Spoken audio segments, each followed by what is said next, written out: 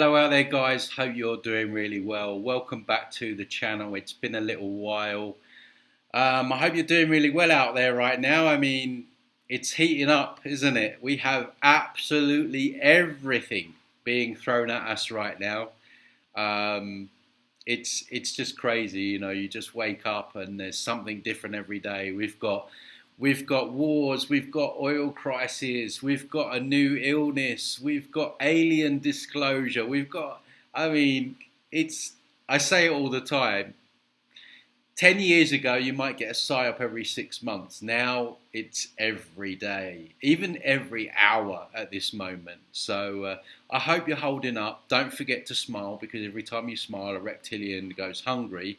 So we have to remember to try and do that, live our lives, you know, get creative, get out in nature, do the things that you love. As hard as it is very challenging, especially when you know the agenda, and just keep moving forward, keeps moving into that path of sovereignty, strengthening your sovereignty, doing the work, you know, becoming as sharp and as strong as possible in all areas of life. And that's what they don't want us to do. They want us to give up and throw in the towel and all of this stuff, right? And I don't know about you guys, I'm stubborn as hell, and I am not going to go quietly, that's for sure. I am, you know, I'm definitely not going to do that. I want to make as much noise as possible before my time's up. So anyway, don't forget, guys, hit the like, comment, subscribe, all of that stuff. I want to speak specifically about a topic that came up this week, which was fascinating to me. I did try and share the video. It was just a short two minute video, but I couldn't share it because of copyright on YouTube. But it was just regarding hope versus fear from the cult's point of view, and how they use hope really in terms of their controlled opposition, their shills, all these wolves in sheep clothing, to give people just a sprinkle of hope so they won't revolt. Now, this video was a clip out of the movie The Hunger Games. I don't know if you've ever seen that, but it basically had like their version of Rothschild in the city, basically explaining this very thing, in the fact that there has to be some kind of hero to give the people, to give the peasants hope, because what he was explaining was that if people fear or get to a level of fear where they have got nothing to lose, then they will revolt, and then they will actually do something about it, right? Do something about it. They will actually act, because, like I say, they've got nothing to lose. So what he was explaining in this clip was they give people just a sprinkle of hope. But he said not too much hope, but a sprinkle of hope which controls the revolutions. It keeps people contained. He actually uses that word, contained. And I thought this was very interesting to point out, because it really made sense to me as to why they do this, and why I mean, there's several reasons for their controlled oppositions, right? They want people led into a certain direction, and they'll give up to 95% truth before there is a rug pull. But it does seem to contain entire revolutions, and we've seen this over recent years with Donald Trump, where basically he gave all the patriots in America a huge amount of hope that he was going to do this, he was going to come in, he was going to change this. And what do people do? They just wait around thinking this is the man that's going to sort our problems out, it's going to solve everything, he's against the deep state, he's out in these bunkers saving children and everything like that. And then, of course, it just gets people in a passive state and gets them basically to stand down, and the revolution stays contained. And we see it with his sidekick, Robert Kennedy Jr. I've seen it in comments where, oh, well, it's okay, you know, because Kennedy Jr. is going to come in and do this about the poke of the arm, and now he's promoting the RMNA and all of this stuff. And it's just very interesting, and it was very revealing as to why they do that, right? So if you give the people a bit of hope, then it contains and controls the revolutions. And speaking of other controlled opposition, I've this week I've got to mention David Icke. I know some of you still watch him, but this guy is openly promoting the likes of Elizabeth April. Elizabeth April, right?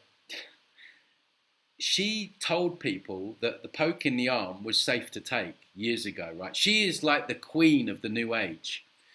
And this is what I'm saying with these people. Like, he gives a huge amount of truth, and then the dump in the punch bowl is he diverts people to these absolute, like, obvious shills, and then they get hooked into these savior programs because she's promoting or she was promoting the white hat. She's now talking about the Galactic Federation of Light. You know, all these savior programs. So now you're out of your sovereignty. So you've listened to David Icke. You've got all that truth, and then you go and go onto Elizabeth April's page, and now all of a sudden you're involved in a savior program. And this is how they get people. This is why you have to have discernment at all times and always look out for the rug pull. Even with myself, if I come on here one day and I start telling people, you know, trusting guides, start, you know, encouraging people to protest and all that stuff, pull the plug on me, right? Probably they've got to me and I've been cloned. That's probably what's happened.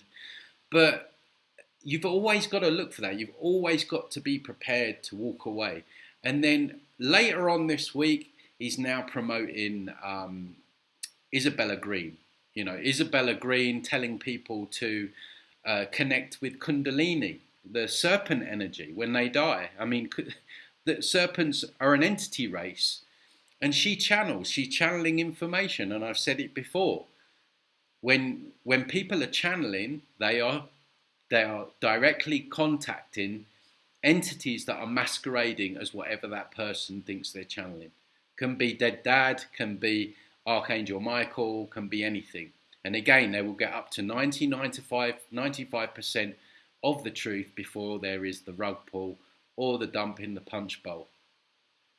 And you only have to look. This is why this channel has become mostly about all of this, because if you look at history and what they did in the Second World War, like, they control, guys, they control entire revolutions and bring them down, right?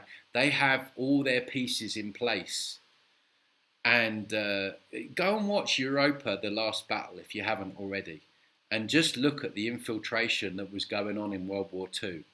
And the Bolsheviks, who starved 50 million Russian Christians, were running exactly the same psyop as QAnon. There was an exact same psyop running for the Russian Christians. Someone was coming to save them. They believed that someone was coming to save them. Nobody came to save them. This was a psyop run by the Bolsheviks to contain and control the revolution. So these people sat around, and in the end they got starved to death. This is why it's so important that we cannot repeat these mistakes. We have to be cute. We have to be smart.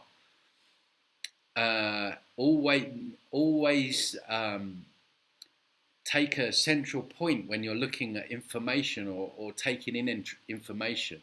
Don't go by your feelings. It's a very immature way to discern information. I get it all the time. Oh, you know, your information's negative, and it's just information, right? The emotional charge to that is down to the person and their maturity in their ability to be able to look at information despite how it makes them feel.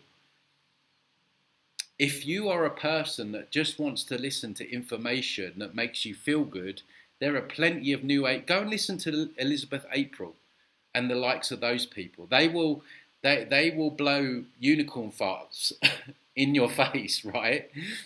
They will do that. They will make you feel good. They will make you feel woo-woo.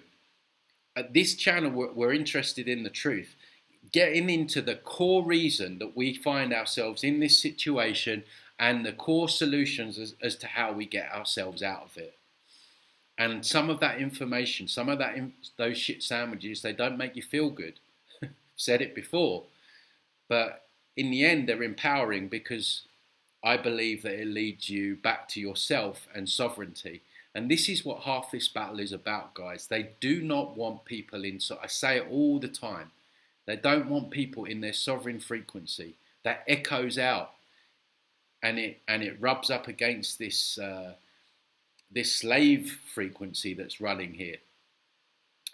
But isn't that interesting, that hope that they give people with these puppets?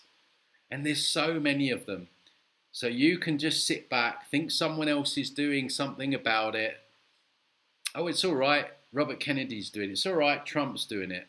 It's all right, Archangel Michael's going to help me. It's all right, the guides have got my back. They're going to tell me what to do. See how anti-sovereign this is. But yeah, the David Icke thing, he is, I mean, you can check his latest uploads. I'm not just saying this. He is putting people out there that are downright dangerous.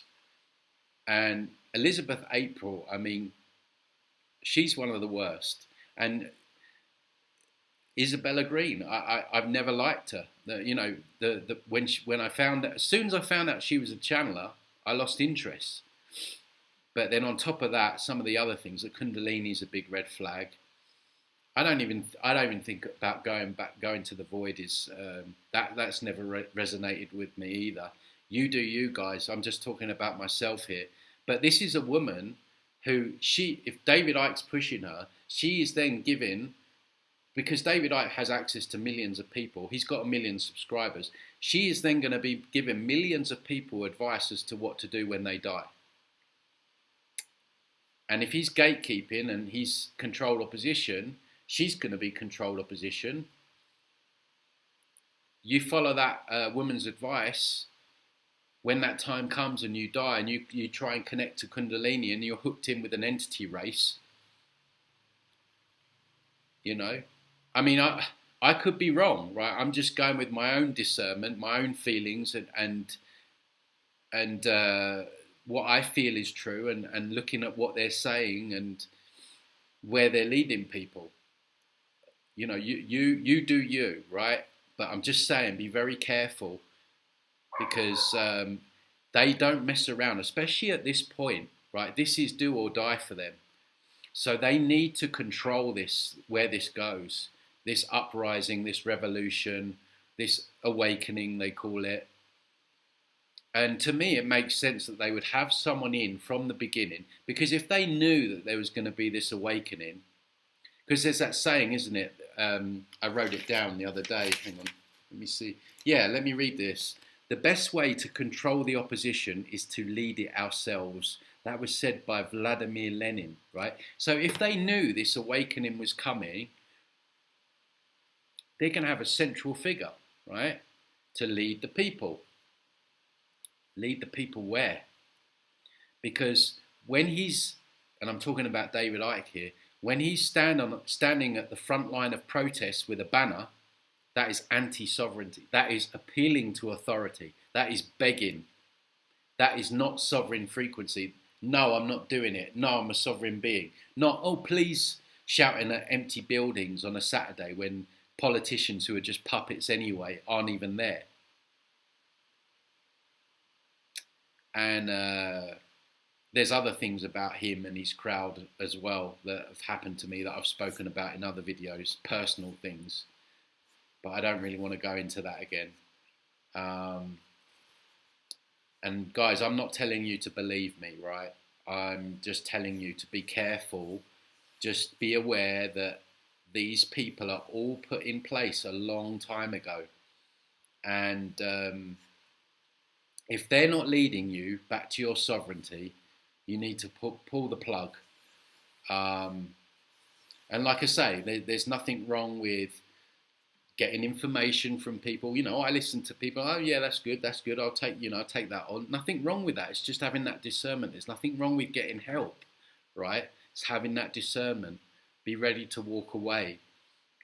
looking out for the rug pull or the dump in the punch bowl.